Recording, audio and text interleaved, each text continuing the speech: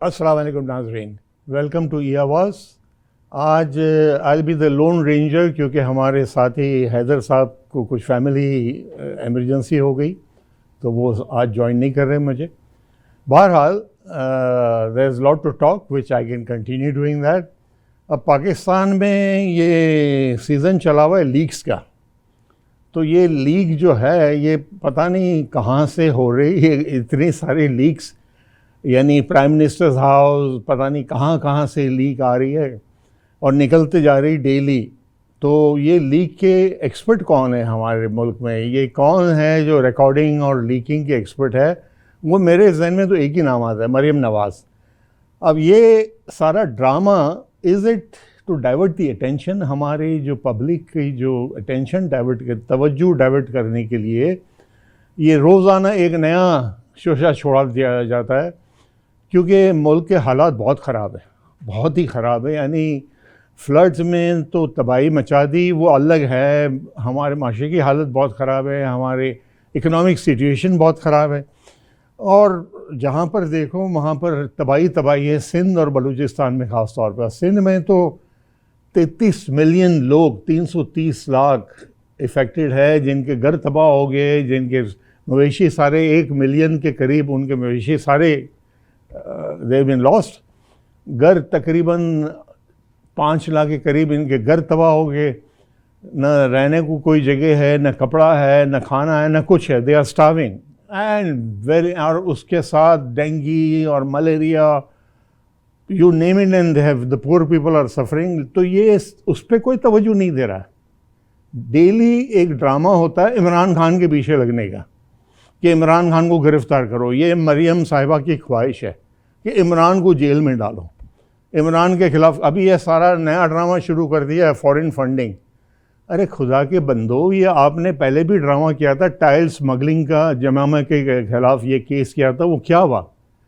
यानी इतने बेवकूफ़ ये बन गए और इतने डेस्परेट हो गए कि हर रोज़ एक नया ड्रामा खोल देते। इसीलिए सिर्फ़ एक वजह से कि लोगों की तवज्जो जो है हट जाए मसलों से। मसाइल इतने हैं। अब हमारा 1 बिलियन का रीपेमेंट है दिसंबर में, बॉन्ड का, पैसे तो है ही नहीं, और वो बोरोइंग भी आसान नहीं होगी, रीबोरो करना आसान नहीं होगा क्योंकि हमारी रेटिंग डाउन हो गई है। तो रीबोरोइंग जो है बहुत मुश्किल है या बहुत एक्सपेंसिव होगी। तो ये हमारे जो जादूगर आए हुए इसाकदार, हेरा फेरी मास्टर, ये भी कुछ नहीं कर सकते। ये बातें कर सकते बड़ी बड़ी कि IMF को मैं पटा लूँगा। अरे IMF तुम्हारे क्या घर की कोई लौंडी है, कोई तुम्हारी नौकरानी है कि IMF को पटा लूँगा मैं? ऐसी बातें करते जैसे कि कोई मजाक है, यानी कोई सीरियसनेस नहीं है। और सब जानते कि ये शख्स क्या किस चीज़ का काबिल है, सिर्फ हेरा फेरी के अलावा कुछ नहीं आता है इसको। ये टोटल फ्रॉड है, ये चार्टर अकाउंटेंट टोटल फ्रॉड है, ये इकोनॉमिस्ट नहीं है। और लोग समझते कि ये डॉलर का रेट ऊपर नीचे, तो ये स्पेकुलेशन मार्केट में कौन, डॉलर किसके पास है इस मुल्क में? किसने इकट्ठा किया इतना लूट, इतना चोरी का माल किसके पास है? कौन निकालता है और कौन बेचता है, मार्केट पे फरोख्त करता है? कौन ऊपर नीचे करवाता है रेट को? ये वही 2-4 वही है ना खानदान जिनके पास है सारा खजाना लूटा हुआ, वो वापस नहीं करना है। फ्लड रिलीफ के लिए एक ढेला नहीं देना है, इन गरीबों के लिए एक ढेला नहीं देना है, सिर्फ ये तमाशा रचाना कि वो इसाकदार ने आगे डॉलर को नीचे। अरे इसाकदार के बस की बात नहीं है ये। मैं बैंकर रह चुका हूँ, मुझे पता है कैसे मार्केट कैसे ऊपर नीचे होती। तो ये सब बेवकूफ़ बनाने की है धंधे सारे पब्लिक को, और कुछ नहीं है। और हम दुनिया में, यानी ये लीक जो है, कहीं सुना है कि प्राइम मिनिस्टर के घर से चीज़ें लीक हो रही है रिकॉर्ड होके? दुनिया में कहीं नहीं। हम दुनिया के लाफिंग स्टॉक बन गए, सारा मजाक, सारी दुनिया हमारा मजाक उड़ा रही है। यानी कि हद हो गई कि आपको कोई शर्म हया नहीं, मुल्क के लिए कोई कदर नहीं, कि you are indulging in this kind of stupid tactics. ये बेवकूफ़ी वाली हरकतें कर रहे हैं आप। ये सारे, यानी पाकिस्तान की बदनामी हो गई सारी दुनिया में कि प्राइम मिनिस्टर के घर में भी कोई चीज़ कॉन्फिडेंशियल नहीं रहती, या उसके ऑफिस में कॉन्फिडेंशियल नहीं रहती, वो लीक हो जाती। अरे ये लीक तो ये तमाशा है, लीक नहीं है। ये हमारी जो है बेइज्जती है सारे दुनिया में। और ये कौन है, who is that hidden hand? कौन ये सारे पपेट्स को हमारे नचा रहा है? वी ऑल नो कहाँ से होता है, ये कौन है, किसके हाथ में सारा कंट्रोल है। हम सब जानते हैं ये कंट्रोल किसके हाथ में। लेकिन ये बड़े अफसोस की बात है कि ये चीज़ें चलती रहे। अभी वो टिसोरी सिंध में, टिसोरी का रेपुटेशन जाके दुबई में पूछो ना लोगों से, उसके खिलाफ पुलिस केस हुआ फ्रॉड का बहुत बड़ा। उसने हमारे एक बिजनेसमैन, पाकिस्तानी बिजनेसमैन को डिफ्रॉड किया है, मिलियंस के वो उसके साथ फ्रॉड किए। यानी अभी बाकी ये रह गया कि अब इस बॉक्सर को आप पंजाब का गवर्नर बना दे, या वो कौन था, राव फरमान अली है, या फिर वो आपका जो सज़ाए मौत जिसको मिली है, क्या नाम था उस बंदे का, उसको आप बना दे। ये तो एक तमाशा बना दिया मुल्क को, कोई सीरियसनेस नहीं कहीं पर। कहाँ से ये जाके ये ख़त्म होगी चीज़ें पता नहीं। हाँ, ये राव फरमान और हाँ अल्ताफ़ हुसैन को ले आओ ना भाई उसको बना दो गवर्नर, वो क्यों रह जाए। उज़र बलोच को बना दो। अगर आपको क्रिमिनल्स को लाना है, जैसे इसाकदार को आप ले आए, इसको अभी नवाज शरीफ को लाना है, क्रिमिनल का तो वो है इंपोर्ट हो रहा है इस मुल्क में सबसे ज़्यादा। तो ये सारे शेडी कैरेक्टर्स को लाके आपने क्या करना है इस मुल्क में, तमाशा और बनाना ना मुल्क का। तो ये कौन है इनविजिबल हैंड जो सारे ये ड्रामे कर रहा है? Who is capable of this? $64 million question if I may ask. और ये तमाशा कब तक चलता रहेगा? सिंध और बलूचिस्तान तबाह हो गया, लोग वहाँ मर रहे हैं, पानी खड़ा हुआ है, अब तक 50% कह रहे पानी। अरे भाई वो तो जाना है, इवेपोरेशन और ज़मीन में जाना है, लेकिन बाकी कौन निकालेगा? कोई फरिश्ते आएंगे क्या आसमान से? वो बेचारे गरीबों का क्या होगा? वो ऐसे ही मर जाएंगे। कुछ नहीं, मच्छर और मक्खियाँ से वो उनको तंग आके बेचारे बीमार हो जाएंगे। Diarrhoea, dysentery, dengue, malaria, you name it, they've got it. उनकी परवाह नहीं है किसी को। सबको लगा है इमरान खान। पीटीआई को अंदर करो, पीटीआई को बंद करो, इमरान खान को। क्यों भाई डर रहे हो? इतना क्यों डर रहे हो? हिम्मत है तो सही आओ, मैदान में लड़ो, इलेक्शन करवाओ। और मरियम हमारे शोबाज से कहती है, प्राइम मिनिस्टर से, कि ये फ्री मेडिकल कार्ड बंद करवा दो, इससे इमरान खान की पॉपुलैरिटी बढ़ गई है। अच्छा, वो तो बंद करवा दो, गरीबों को बेचारों को मार डालो, और ख़ुद चली जाती है पहले फ्लाइट पे लंदन अपनी ट्रीटमेंट करवाने। ये कौन सी ट्रीटमेंट है भाई? आपका यहाँ रहा है रूल इतने सालों तक, एक हॉस्पिटल नहीं बना पाया जिसमें आपकी ट्रीटमेंट हो, आपके अब्बू जान की ट्रीटमेंट हो। नहीं जी, क्यों भाई? लंदन तो अपने वो घर की खेती है, जब मर्जी चलेंगे।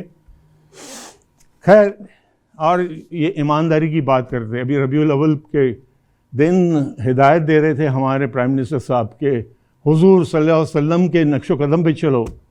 अरे हलफ तो तुम लोगों ने उठाई कुरान पे हाथ रख के। तुम लोग भूल गए वो कस्में खाई थी जो कि हम मुल्क का ख्याल रखेंगे, मुल्क के साथ बेईमानी नहीं करेंगे, वफादारी करेंगे।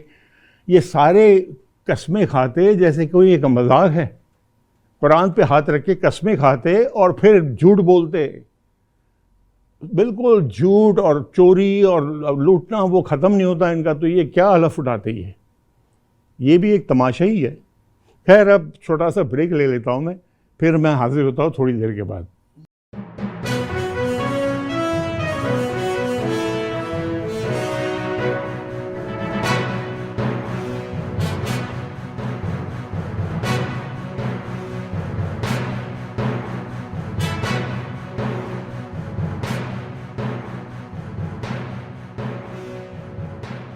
वेलकम बैक नाजरीन। और अभी ये हमारे मरियम नवाज़ का जो केस डिसमिस हो गया। अब नैब के सारे कानून चेंज इस तरह कर दिए इन्होंने कि मरियम नवाज़ को जज नहीं पूछता कि भाई आपके में आपका लंदन में है कुछ या नहीं कनेक्शन, कोई प्रॉपर्टी है। आप नैब को पूछ रहे हो, नैब तो उनके जेब में है। नैब ने क्या बोलना है? नैब की क्या मजाल है कि कुछ और बोले इनके खिलाफ। नैब ने कहा नहीं, हमारे पास कोई प्रूफ नहीं है। अरे आप मरियम नवाज़ से पूछिए ना कि वो इतने बड़े बड़े बयान जो रिकॉर्ड हुए थे टीवी पे, मेरी तो प्रॉपर्टी इंग्लैंड में क्या पाकिस्तान में भी नहीं है मेरी प्रॉपर्टी। अच्छा, पाकिस्तान में प्रॉपर्टी नहीं है, आपके नाम पर तो बहुत सारी चीज़ें निकल आई हैं। आपने कहा कि मेरे साथ कोई कनेक्शन नहीं प्रॉपर्टी का, तो आप वहाँ जाके ठहरती हो, रहती हो, मज़े करती हो, और फिर कहते हैं जज को पूछना चाहता है इन्हें कि ये फ़ॉन्ट का जो चक्कर था ये क्या चक्कर था, ये आपने जो बयान दिया कि कोई प्रॉपर्टी नहीं है, और फिर आपके प्रॉपर्टी निकल आई, वो इन्वेस्टिगेशन ने बताया जेआईटी ने कि इनके नाम पर है, ये भी है बेनिफिशियल ओनर, तो कहाँ गई? ये जज हमारे क्यों नहीं ये सवाल करते इनसे? क्यों इनको छोड़ देते ऐसे ही? क्या चक्कर है? ये किसका हाथ है इनके पीछे? अब कतरी लेटर पूछते हैं ना उनसे कि क्यों लाया था भाई कतरी लेटर आप, ये कहाँ से आया था कतरी लेटर? फॉन्ट, जो फॉन्ट में इन्होंने हेराफेरी की थी, कोई प्रॉपर्टी नहीं है। तो फिर ठीक है, आप बताइए, ईमानदारी से बताइए कि जो प्रॉपर्टी लंदन में वो किसकी है, कहाँ से पैसा आया, कहाँ से वो, कौन से ज़रिए ये पैसा वहाँ पर गया? ये प्रॉपर्टी कोई 25-50 हज़ार रुपए की नहीं थी, ये मिलियंस ऑफ पाउंड की प्रॉपर्टी है, इतने आसानी से कोई खरीद नहीं सकता। अब ये देखिए, इनकी जो हिपोक्रेसी और झूठ बोलना ख़त्म नहीं होता, और फिर लगे रहते हैं। अब नैप के जो कानून भी है रेट्रोएक्टिव, यानी कि going back in the past, यानी कि जिन लोगों ने चुराया पैसा, लूटा है पैसा, जिन्होंने कॉम्प्रोमाइज़ की नैप के साथ, जिन्होंने एग्रीमेंट किया नैप के साथ, तो अब वो सारे आके कल कह गए भाई हम तो गुनहगार है ही नहीं, हमारे पैसे वापस कर दो जो हमने दिए, सरेंडर किए हमने, ये हमारा तो कोई है ही नहीं कसूर इसमें। यानी अभी आपको नहीं तो तकरीबन 460 बिलियन रुपया वापस करना होगा ये सारे चोरों को, जो इन्होंने कबूल किया और जो इन्होंने पेनल्टीज़ दी, जो इन्होंने नैप के साथ कॉम्प्रोमाइज़ किया। तो अब ये कानून बदलने से इसका मतलब कि ये सारे चोरों को तो दोबारा अयाशी के पैसा मिलेगा उनको चोरी करने का। यानी ये कभी सुना है दुनिया में आपने कि चोर को जो है उसको आप फूल का हार पहना रहे हो और कह रहे ले भाई तेरे पैसे वापस ले ले, हमसे गलती हो गई, माफ़ कर देना प्लीज़? ये क्या तमाशा है? ये तमाशा है, ये कोई ड्रामा है, ये क्या है? ये कोई फिल्म की स्टोरी है? इस तरह ये मुल्क चल रहा है। और कहीं पर हमारे जो हुक्मरान हैं, ऊपर वाले जो बैठे पावरफुल हमारे जो कंट्रोल करने वाले, वो बैठे हुए हाथ बांध के, तबाही हो रही मुल्क की इस तरह। अब चोरों को ला के गवर्नर बनाओ, फाइनेंस मिनिस्टर बनाओ, पैसा वापस करो लुटेरों को, सबको। अब यही बाकी रह गया ना कि हमारे भी कपड़े उतार के दे दो इनको, इन गरीबों के बेचारों के मुंह से निवाला छीन लिया आपने। क्या बताइए? अब वो देखिए, कैनेडियन यूनिवर्सिटी ऑफ टोरंटो ने वो एक क्लास में प्रोफेसर ने नवाज शरीफ की मिसाल दी है करप्शन के, वो एक्सप्लेन कर रहा था कि क्या करप्शन क्या होता है हाई लेवल पे।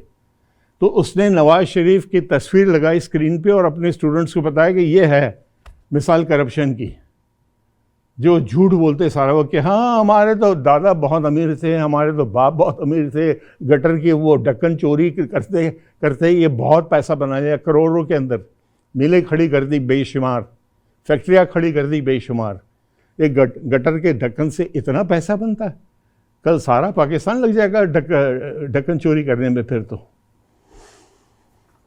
और अब ये हामिद ज़मान को बेचारे को अंदर कर दिया 14 दिन की।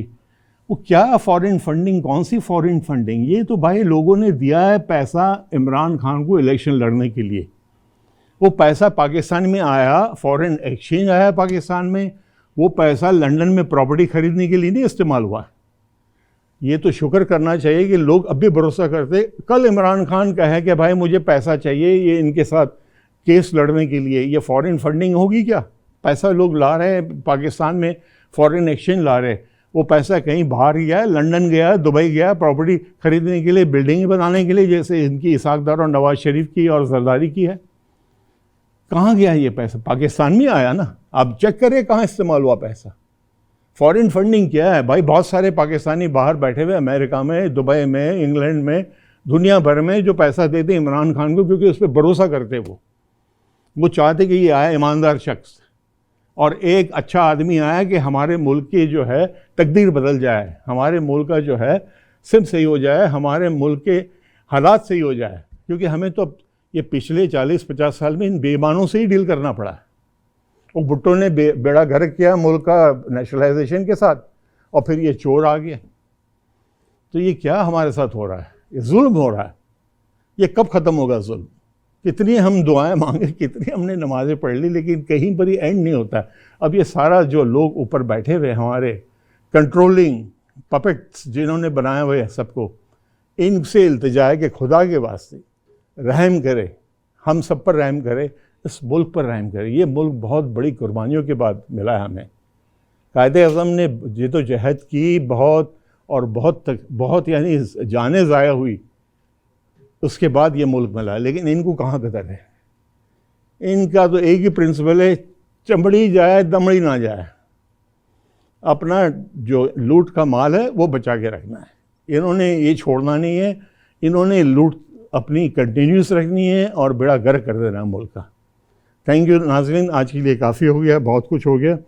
और दार साहब को good luck to manipulate the dollar. अस्सलाम वालेकुम।